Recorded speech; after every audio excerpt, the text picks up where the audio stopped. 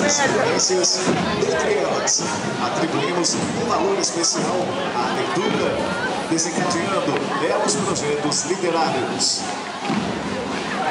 Destacamos os seguintes projetos: Quem lê, viaja. Leitura, exercício da cidadania e aprendendo a ler e a conhecer o mundo, que vislumbram ampliar o conhecimento, desenvolvendo habilidades relativas à pesquisa, escrita e expressão oral.